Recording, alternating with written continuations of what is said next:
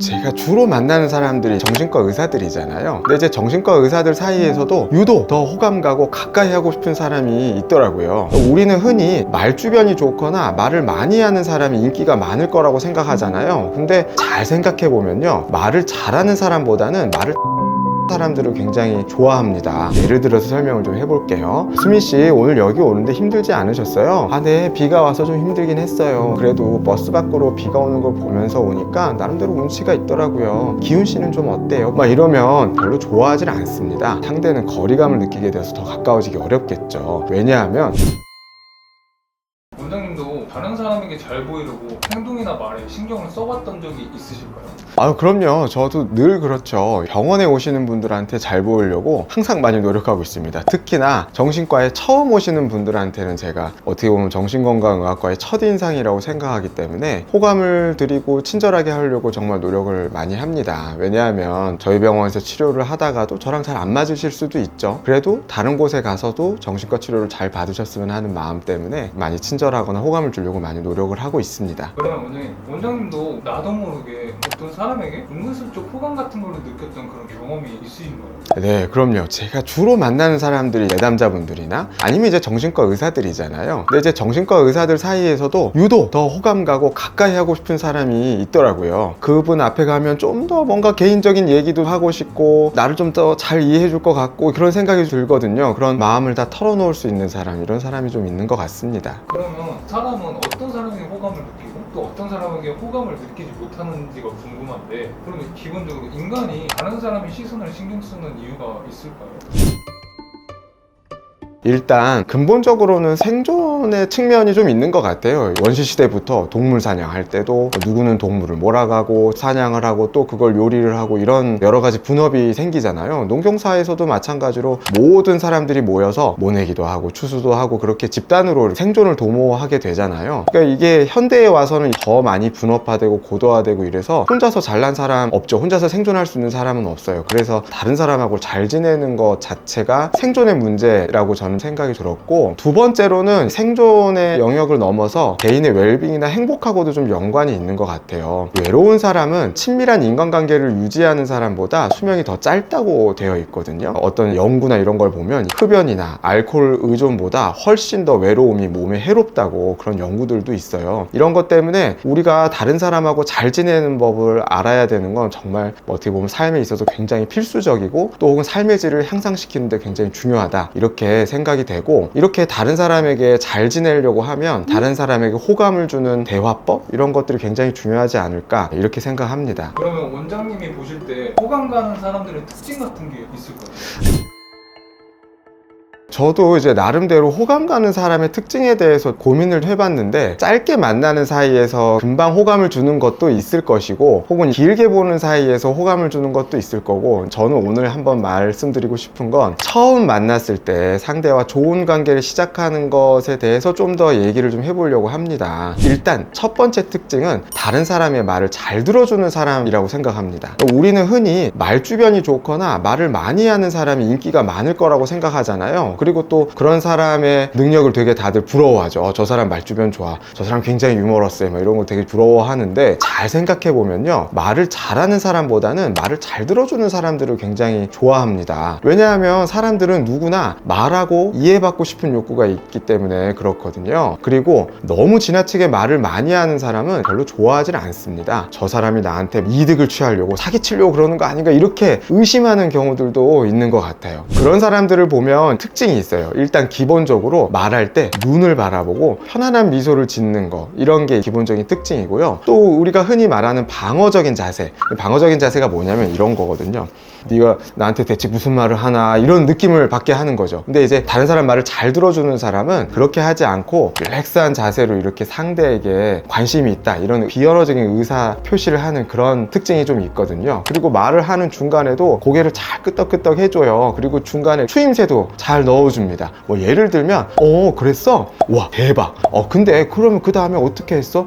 들어보니까 이거 너한테 진짜 중요한 거구나. 좀 더 좀 얘기 좀 해볼래? 이런 식으로 중간중간에 추임새나 호응이나 이런 것들을 굉장히 잘하는 편이고요. 표정도 딱딱하고 굳은 표정이 아니라 굉장히 생동감이 있고 말투도 자연스럽고요. 그러니까 이런 사람들이랑 얘기를 하다 보면 시간도 막 훌쩍 가고요. 내가 마음속에 답답했던 것들 다 비밀을 털어놓고 이러기 때문에 답답했던 마음도 좀 확 내려가는 그런 느낌도 들죠. 그리고 사실 이렇게 들어주는 사람들이 굉장한 조언을 해주거나 어디 가서 들을 수 없는 막 비밀 조언 뭐 이런 걸 해준 것도 아니에요. 근데 잘 들어주는 그런 행동만으로도 뭔가 이렇게 용기가 생기는 느낌도 좀 들고요. 그런데 이런 사람이 아니라 반대로 자기 얘기만 계속하는 사람, 이런 사람 만나보신 적 있을 거예요. 그러면 모임이 끝나거나 대화가 끝나면 어떠신가요? 정말 피곤하고 힘들지 않나요? 마치 비유를 하자면 회의실의 부장님 같은 분들이 그런 경우가 많죠. 일방적으로 자기 의견이나 주장만 막 얘기하고 이러면 굉장히 지루하고 졸립죠. 특히나 말이 길어지기까지 하면 정말 최악이라고 생각합니다. 결국 대화가 끝나고 나서도 좋은 느낌이 아니라 드디어 끝났다, 너무 힘들다, 이런 생각이 든다는 거죠. 그래서 우리가 기본적으로 다른 사람의 말을 잘 들어주려면 갖춰야 되는 여러 가지 좀 태도가 있어요. 그래서 첫 번째로는 그 사람을 향해 몸의 방향을 바꿔야 됩니다. 그리고 눈을 마주치고 몸을 살짝 기울이고 편안한 표정으로 고개를 끄덕끄덕 하면서 이제 들어주면 상대에게 어떤 느낌을 주냐면 이 사람이 내 이야기에 관심이 있구나, 이렇게 생각하게 되거든요. 두 번째 특징은 대화를 시작할 때 적절한 스몰 토크를 잘하는 것이 호감을 사는 좋은 방법입니다. 대화를 시작할 때 스몰 토크가 정말 중요하죠. 처음부터 본론을 딱 말하는 사람은 오히려 좀 호감이 좀 떨어집니다. 적절한 질문을 던지고 나도 거기에 맞는 적절한 대답을 하고 일상적인 얘기를 하면서 상대의 기분이나 가벼운 취향에 대해서 질문하는 게 좋습니다. 예를 들어서 설명을 좀 해볼게요. 수민씨, 오늘 여기 오는데 힘들지 않으셨어요? 네, 비가 와서 좀 힘들긴 했어요. 그래도 버스 밖으로 비가 오는 걸 보면서 오니까 나름대로 운치가 있더라고요. 기훈씨는 좀 어때요? 비 오는 날 어떻게 생각하세요? 그럼요. 저도 오늘처럼 조용히 비가 오는 날 밖을 바라보면 기분이 차분해지고 세상이 조용해진 것 같아서 참 좋습니다. 이런 식으로 말이죠. 그런데 처음 만난 자리에서 너무 난감한 질문을 하거나 그러면 굉장히 곤란하게 될 수 있습니다. 제가 예를 들어 설명해 드려 볼게요. 오늘 여기 오시는데 힘드셨죠? 괜찮으셨어요? 네, 조금 힘들긴 했어요. 여기 사람이 좀 많았거든요. 그래요? 고생하셨겠네요. 어느 역에서 오셨어요? 역삼역이요. 역삼역이요? 거기 혹시 땡땡땡 회사 있지 않아요? 거기 엄청 연봉 높던데 혹시 수민 씨가 거기 다니는 거 아니에요? 거기 연봉이 저보다는 좀 더 높던데 혹시 얼마인지 물어봐도 되나요? 이렇게 처음부터 대놓고 상대의 외적인 걸 물어보거나 자신의 민감 정보를 말하면 굉장히 곤란하겠죠. 그래서 다른 사람과 만날 때 피해야 되는 대화 주제나 말이 좀 있습니다. 예를 들면 위에 말한 것처럼 지나치게 사적인 질문을 하거나 요새 핫한 정치나 종교, 가치관, 이런 논쟁적이고 결론이 나기 어려운 질문들, 또 예를 들면 자기만 잘 아는 내용들이 있어요. 저 스타트업 다니고 있는데 제가 하고 있는 블록체인 기술은 이런 점에서 좀 혁신적이에요, 블라블라블라. 이런 것들은 대화를 시작하는데 별로 좋은 주제는 아니겠죠. 또 처음 만난 사람은 아니지만 오랜만에 만났는데 야, 너 취직은 했니? 연봉은 얼마니? 결혼은 언제 할 거야? 너 애는 언제 낳을 거니? 뭐 이런 질문 시리즈들이 있죠. 이런 질문하면 사람들 다 도망갑니다. 아시겠죠? 세 번째 특징은 상대가 말하지 않는 것도 잘 알아차리는 사람입니다. 우리가 대화를 할 땐 말이 전부라고 생각하지만 그게 다는 아닙니다. 그 사람의 표정이나 말의 톤, 억양, 태도, 이런 것들도 의사소통의 일부입니다. 어쩔 때는 말을 안 하는 내용이 있다는 것도 의미가 있기도 합니다. 제가 이렇게 말하면 좀 어렵게 들리실 수도 있지만 사실 대부분의 사람들이 일상적으로 하는 것들입니다. 제가 예를 들어서 설명을 좀 드려볼게요. 야, 기숙사 룸메랑 같이 방을 쓰는데 야, 얘가 매일 자기 여친이랑 통화를 하는데 야, 너무 시끄러워. 나도 잠도 자고 공부도 해야 되고 하는데 진짜 피곤하더라. 야, 그래? 야, 몇 시까지 그렇게 통화를 하는데? 나 몰라. 야, 어쩔 때는 새벽 2시까지 통화를 하고 그래. 진짜 야, 미쳐버리겠다. 야, 그거 너무 심한 거 아니냐? 같이 생활하는 사이에서 그건 너무 개념 없는 것 같은데 혹시 걔가 너 평소에도 좀 무례하게 굴고 그러는 편이니? 이렇게 대화를 했다고 치면 이런 대화 속에서 어려움을 겪는 친구의 말에 맞장구를 쳐줬죠. 그리고 친구가 은연중에 자기가 무시당했다고 하는 그런 생각을 하는데 이런 부분도 좀 들춰내주기도 하고 대화를 확장시키고 있습니다. 즉 우리는 대화를 하면서 단지 그냥 듣기만 하는 게 아니라 상대의 태도, 표정, 감정 같은 것들을 읽어서 상대의 가려운 부위를 긁어줘서 시원한 느낌을 주는 그런 것도 있죠. 근데 이런 특징과 반대일 경우 상대의 비언어적인 사인을 잘 읽지 못하면 이런 일이 생기기도 합니다. 누구누구 씨, 요즘 지금 이 사태가 엄청 심각한 것 같아요. 뉴스에 온통 그 얘기뿐이에요. 사람들이 엄청 돈을 많이 잃었다고 하더라고요. 아, 네, 맞아요. 아, 진짜 엄청난 거 아니에요? 그런데 한번 생각해봐요. 우리 상식적으로 생각해서 돈을 이렇게 많이 벌게 해주겠다는 게 말이 되나요? 그걸 믿고 돈을 빌려줄 사람들도 대체 무슨 생각인지 모르겠어요. 이거 당한 사람들도 좀 문제 있는 거 아닌가요? 아, 네, 그런 것 같아요. 아니, 진짜 그 사람들 대체 무슨 생각인지 모르겠어요. 아, 사실은 말이에요. 저도 거기에 돈을 좀 넣었다가 네, 그러셨어요?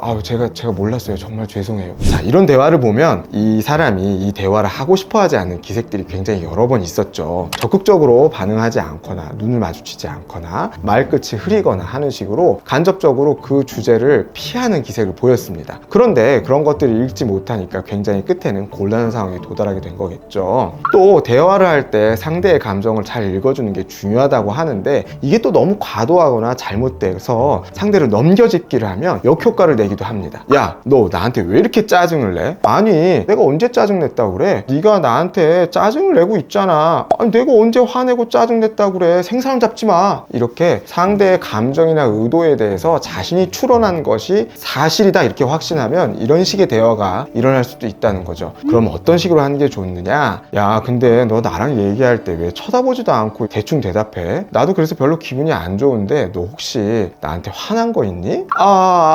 미안. 야, 그게 아니고 내가 지금 회사 이런 문제 때문에 지금 생각이 많아가지고 그래. 내가 너랑 대화에 집중을 잘 못했어. 그건 좀 미안해. 그런데 내가 지금은 너랑 대화할 수 있는 상황은 아닌 것 같거든? 우리가 이따가 좀 다시 좀 얘기를 좀 해볼까? 이렇게 상대에 대해 넘겨짚거나 비난하기보다는 자신의 감정을 말하고 그에 대한 근거를 대면서 이야기를 하고 상세히 물어보면 오해로 인해 벌어지는 일을 좀 많이 줄일 수도 있을 것 같습니다. 네 번째 특징은 관계의 깊이에 맞는 적절한 자기 노출입니다. 대화를 할 땐 상대와 내가 적절한 정보의 균형이 맞아야 됩니다. 앞서 말한 것처럼 나도 상대한테 적당한 리액션 해주고 또 질문하고 상대의 대답을 듣고 잘 반응하고 이런 것들이 중요한데 내가 말하는 내용의 양이나 깊이가 어느 정도는 비슷해야 안정감과 친밀함을 느끼게 됩니다. 적당한 자기 노출은 상대에게 신뢰를 주기도 하고 호감을 표현하는 그런 방법이 되기도 하는데요. 우리가 어떤 사람이랑 한참 얘기를 했어요. 근데 나는 상대가 물어보는 거에 대답을 이렇게 열심히 했어요. 근데 상대는 자기에 대해서 별로 알려준 게 없어요. 그렇다면 대화가 끝나고 나서도 뭔가 취조당한 느낌이 들거나 공허하거나 이런 친밀한 느낌이 잘 들지 않는 그런 느낌을 받을 겁니다. 따라서 관계와 상황에 맞는 적절한 질문과 자기 노출이 관계의 거리를 좁혀가는 좋은 대화법입니다. 만약에 자기 노출을 너무 안 하면 상대는 거리감을 느끼게 돼서 더 가까워지기 어렵겠죠. 물론 이걸 이용한다면 친해지고 싶지 않은 사이에서 자신의 사적인 걸 노출하지 않는 것도 하나의 방법이 될 수도 있습니다. 또 반대로 자기 노출을 너무 많이 한다면 난처하고 불편한 상황이나 혹은 위험한 상황이 생길 수도 있습니다. 예를 들어서 이성을 처음 만난 상황이 있다고 생각해보죠. 내가 예전부터 얼마나 많은 이성을 만났고 내가 얼마나 매력적인 걸 막 뽐낸다 막 이러면 그 사람에 대한 신뢰도가 오히려 바닥이겠죠. 왜냐하면 그 얘기를 듣는 사람은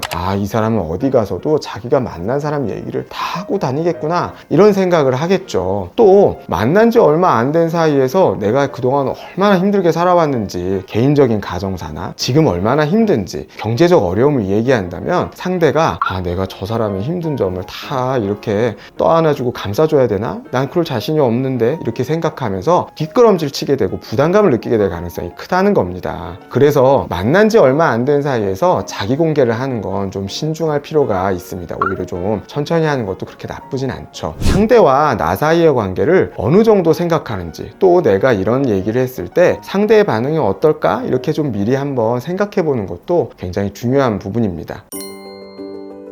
오늘 제가 구독자분들에게 만난 지 얼마 안 된 사람과의 관계에서 좋은 관계를 만들기 위한 대화법에 대해 얘기를 해봤습니다. 말을 많이 하는 것보다는 잘 들어주고 적당한 질문과 리액션을 해주는 게 첫 번째 원칙입니다. 두 번째로는 가벼운 주제로 스몰 토크를 시작하는 거. 세 번째로는 상대의 표정이나 태도와 같은 비언어적인 사인에도 집중해서 읽어보는 거. 그리고 네 번째로는 적절한 자신에 대한 노출을 하는 것이 좋겠다. 이렇게 요약을 해볼 수 있을 것 같습니다. 제가 이야기한 것은 이번에 나온 신간인 듣는 마음, 말하는 기술이라는 책에 나온 내용들인데요. 제가 잘 알고 지내는 정신과 선생님들이 쓰신 책인데 내용이 굉장히 좋아서 책도 소개해드리니까 한번 읽어보시면 좋을 것 같습니다. 다른 사람과 다가가고 친해지는 것이 어렵다고 하시는 분들 정말 너무 걱정하지 마시고 의사소통 능력은 꾸준히 연습하면 좋아질 수 있는 그런 부분입니다. 이번 영상이 도움이 되셨다면 구독과 좋아요 눌러주세요. 그리고 주변에 인간관계 문제로 힘들어하시는 분들이 계시다면 해당 영상을 공유 부탁드리겠습니다. 그러면 저는 다음에 더 유익한 영상으로 찾아뵙겠습니다. 감사합니다. 안녕.